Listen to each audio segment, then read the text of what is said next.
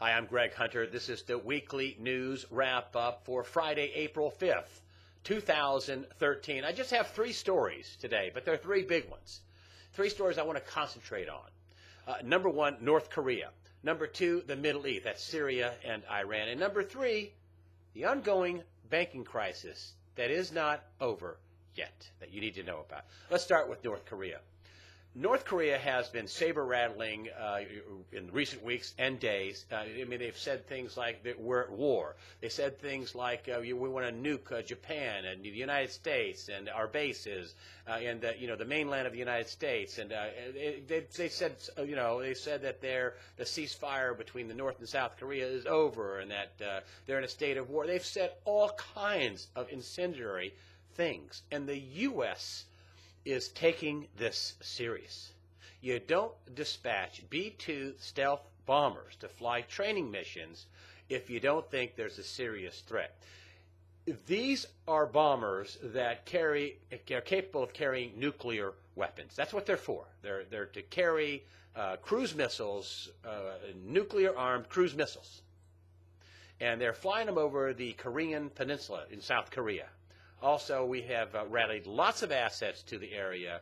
We have naval assets off the South Korean coast. We've put up missile defense systems. We are sending aircraft, fighters and A-10 Warthogs. We have 37,000 troops on the border. We've been telling them that, hey, listen, we're ready to respond. This is the fifth largest military in the world. That's North Korea. Now, there's a lot of people that don't take this serious, that Kim Jong-un is the new, the young president. He doesn't know what he's doing, and, they don't have much of an army. Stop. Hold on a minute. That underestimates the seriousness and the direness of this situation and how this situation could turn into a nuclear war. The fifth largest army in the world concentrated on the North Korean side of the Korean peninsula, and it faces the sixth largest army in the world. North Korea has more than a million man standing army, which is within 60 miles of the border. They have more than 6,000 armored vehicles and tanks. They have 120,000 special forces. They have a significant Air Force assets. They have 30 or 40 ships. I'm not saying that North Korea can overtake the South and defeat America, but they can cause serious damage. They have anywhere between 10,000 and 20,000 artillery pieces. I mean, what happens if they just start a barrage, firing it into South Korea? And let's say maybe they decide to really take some crazy Kool-Aid and start firing chemical weapons in South Korea. Could this turn into a full-blown war in a hurry? And what happens if North Korea starts losing? Or they think that the United States is going to strike their nuclear assets. Well, maybe they might just use those nuclear missiles. Yes, I know they've had some failed missile tests, but they've had some successful missile tests, and they've certainly successfully detonated nuclear weapons. That's why they're upset. The West is, in the United States, is putting severe sanctions on North Korea. They're upset about it. They're mad about it. I don't care how antiquated or how crazy North Korea is, they could do serious damage. And then what about China? North Korea exists because of China. That's their buffer between South Korea and the United States and our interests. Do you think if they see North Korea losing, do you think they're not going to jump in and help them? If North Korea is nuked by the United States, how do you think China will respond to that? This is an ugly mess. What are the reasons why North Korea is doing this? Well, they're upset about the sanctions. There's no question about that. There also could be, some ulterior motives, and they're being put up to this by China. And China may be saying, hey, listen, let's create enough of a distraction and enough of a threat here in the North Korean peninsula that maybe the United States won't attack Iran. And let's just take it on over to Iran. There's been more rhetoric from the United States about Iran's nuclear program, how it could be close to coming up with a nuclear weapon. Iran was over in President Obama was over in Israel and said all options are on the table, and that he was also quoted as saying that they could have enough nuclear material for a bomb within a year, and we don't want to cut it too close. And what about the Israelis? They've been threatening. They've been saying they have the right to defend themselves. What happens if Iran thinks Israel is going to attack and they attack first? What happens if Israel attacks Iran? This is going to be another unqualified disaster. Oil prices will shoot up. The Strait of Hormuz will be shut down. U.S. military access will be attacked. The U.S. will be attacking Iran. It's going to be a free-for-all. It's going to be a mess. I don't care whose side you're on. I'm just telling you that the signs right now in those two places are terrible, and they point towards war. And let's just move over to Syria. There have been reports of that spreading consistently beyond its borders. There have been Syrian military has been firing into Turkey, and Turkey's been firing back. And then there's reports of Syria and Israel trading shots with each other near the Golan Heights region. And then just this last week, Syrian jets bombed targets in Lebanon. There's no peace talks. There's no road to peace. There's no truce. Just continued fighting, and it's spilling out over in the borders. I don't see any scenario where anytime soon anything is going to be peacefully settled on the Korean Peninsula or in the Middle East, Iran, Syria, any of that. That's just something to look out for. If there's war in any of those places, and it could be all that at one time. Who knows how bad this could get out of control and how fast it could get out of control. There is no way that war on this scale in any of those regions or all those regions doesn't implode the financial system, and that's my next subject.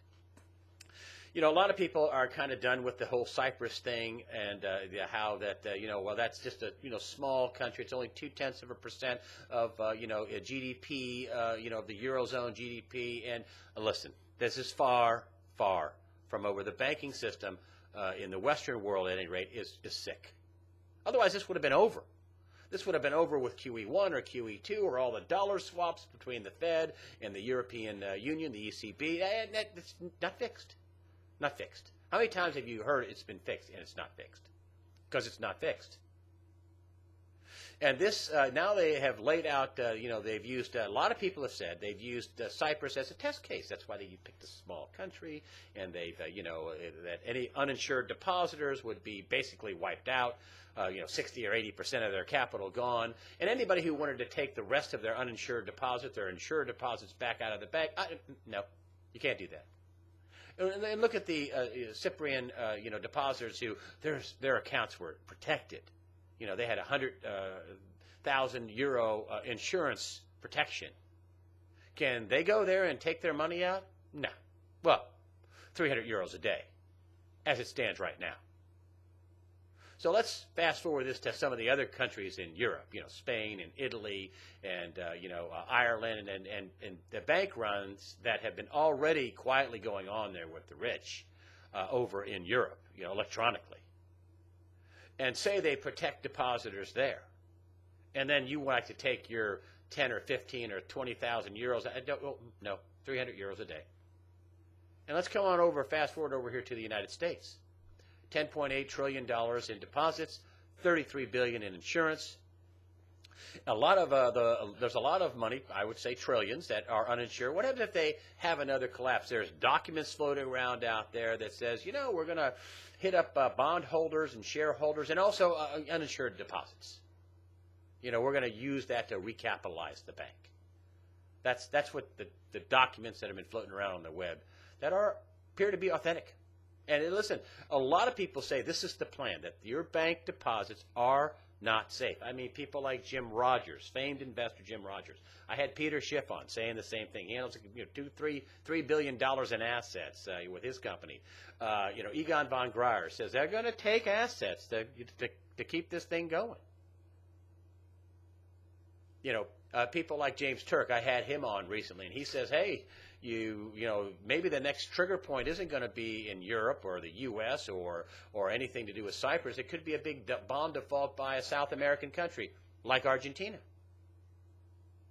And it won't be like Argentina in the years past, where it's fairly insulated from the rest of the financial system. It's all interconnected all over. I mean, they were talking about Cyprus, taking down the entire eurozone, and that's just 0.2% of the European Union GDP. If you take a look, I had somebody at a restaurant say, hey, what should people do? And I said, you know what, look at Cyprus as your crystal ball. Now look into the future. And if you could look into the future, and you were a Cypriot, you could see what's going on now. You could look into the future. You could go back and say, what do I need to do to protect myself? How do you think the people that are doing, who have physical gold and silver in coined form outside of the banking system? How do you think the people are doing that stocked up on supplies, food, fuel? How do you think those people are doing in Cyprus? And how do you think those people are doing, who took, if they had 20,000 euros and they took 18,000 euros out of their bank? That's what Peter Schiff says. Don't leave any extra money in the bank that you have to. Why? They're not paying you any interest. This is what Peter Schiff said on my site recently. And, I find it hard to argue with that logic, because the people who had gold and silver and supplies and food and gasoline, cars filled up, and they had cash, they did pretty good in Cyprus. Cyprus, that kind of event is coming here. And you think, well, I have $250,000 insurance. Oh, you do? Okay.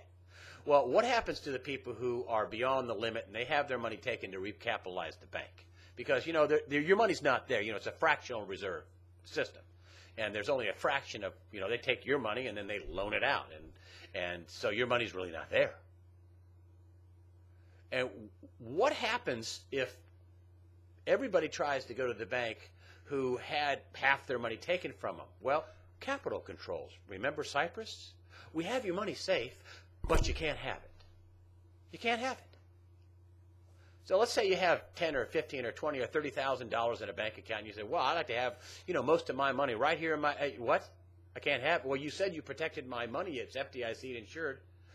Yeah, and then you're going to learn a new word, capital controls. Yeah, you can't have it.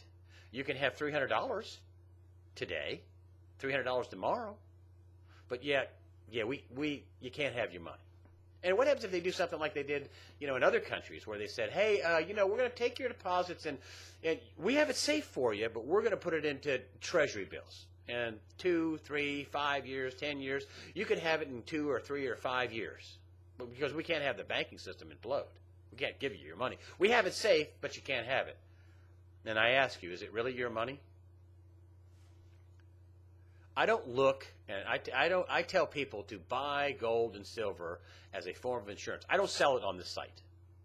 It's a form of insurance. And I ask people, how much insurance do you need? Only you can decide that. But take a look at the people who had their insurance policies, their cash, their gold, their silver, their food, some supplies, stocked up on medicine. And they had that outside the system. Those people did pretty well. And I say, maybe you should look at Cyprus as your crystal ball. I want to thank everybody who comments on this site. I think we have some of the smartest people. I've said this before. I think we have some of the smartest people on the internet commenting on this site and commenting on the YouTube channel. I also want to thank people for using the donations button. Thank you very much. That money goes directly to the bottom line and helps support and offset the costs of this site. That's the way I see it. I'm Greg Hunter. Thank you for supporting USAWatchdog.com.